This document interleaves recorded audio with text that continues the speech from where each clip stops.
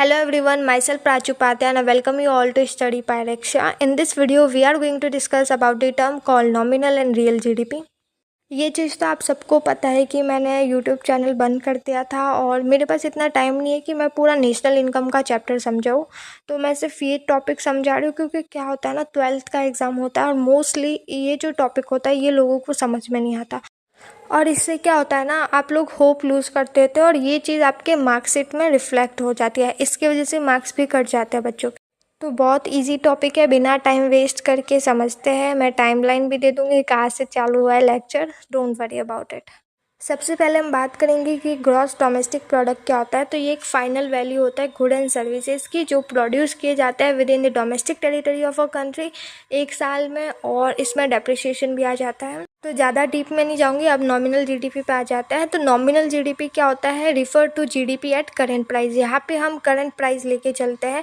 Real GDP में ये difference होता है कि हम बेस ईयर का प्राइस लेके चलते हैं। देखो इसके आगे का जो लिखा है वो जीडीपी की ही डेफिनेशन है। तो मैं जो भी समझाऊंगी अब वो नॉमिनल जीडीपी के चार्ट से समझाऊंगी, बिकॉज उससे ही आपको अच्छे से समझ आएगा। अब आपके सामने एक चार्ट दिख रहा है आपको, उसमें अजम्पशन क्या लेके चलना है कि इकोनॉमी जो है आपको वो प्रोड्यूस कर रही है व्हीट, क्लोथ एंड शुगर, और आउटपुट जो है वो कांस्टेंट रहेगा। ठीक है, तो आपके चार्ट में सबसे पहले ईयर लिखा हुआ है, जहाँ पर ऊपर है 2011 और 12 का, जहाँ उसके पास में कमोडिटी दी रखी है और फिर उनकी क्वांटिटी प्राइस वगैरह दी रखी है। ठीक है, वीट जो है वो हम 2011-12 में 20 टन प्रोड्यूस करते थे और पर प्राइस जो है, पर टन का जो प्राइस है वो था 100। ठीक है, हर एक टन का हमारा प्राइस कितना था, 100। एक टन ले रहे हो तो हमें 100 देना पड़ रहा था।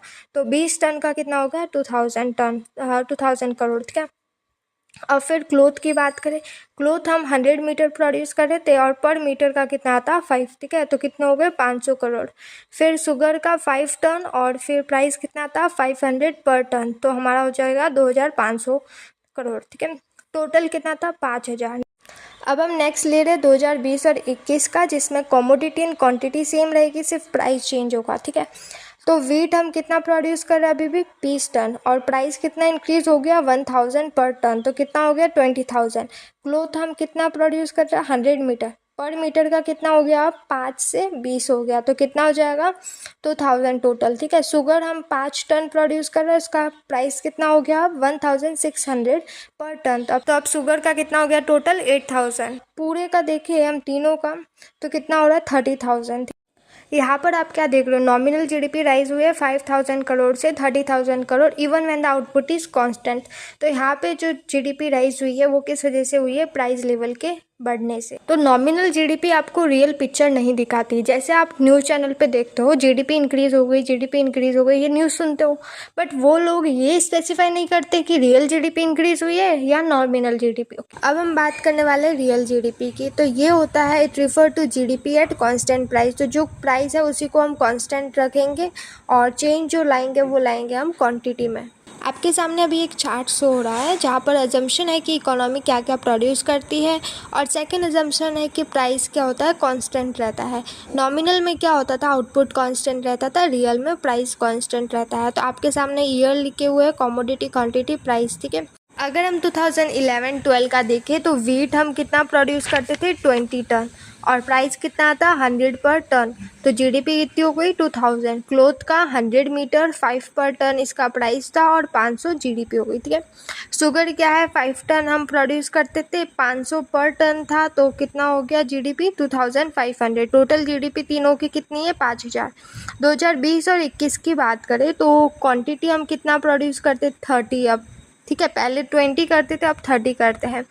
क्लोथ की भी हमने क्या करते हैं 200 करने लग गए और शुगर की भी 10 टन्स करने लग गए। ठीक है, अब 30 टन्स जो वीट है उसके कितने थे, प्राइस 100 पर टन और टोटल कितना हो गया 3000 जीडीपी। ठीक है, क्लोथ की बात करें तो 200 मीटर था और प्राइस इसका है 5 पर मीटर, तो इसका जो जीडीपी है वो हो गया 1000। शुगर की बात करें 10 टन है, तो प्राइस क्या है 500 पर टन, तो टोटल जीडीपी क्या होगी इसकी, शुगर की 5000। टोटल जीडीपी अगर तीनों की देखूँ तो मैं है 9000। यहाँ पर आपने एक चीज़ नोटिस की होगी कि जो रियल जीडीपी है वो आपकी 5000 करोड़ से 9000 इंक्रीज़ हो रही है, ठीक है। इवन आपका जो प्राइस है वो क्या है, कांस्टेंट है। तो आपकी जो रियल जीडीपी जो इंक्रीज़ हो रही है वो किस वजह से हो रही है, आउटपुट के बढ़ने से। So that's all for today, and now I don't think you guys have any doubt or confusion regarding nominal and real GDP. And even though if you have, then please write down in the comment section. I will provide you the best possible answer to you guys. And please subscribe to my channel and press the bell icon so that whenever I will upload any video, you will get a notification of that video.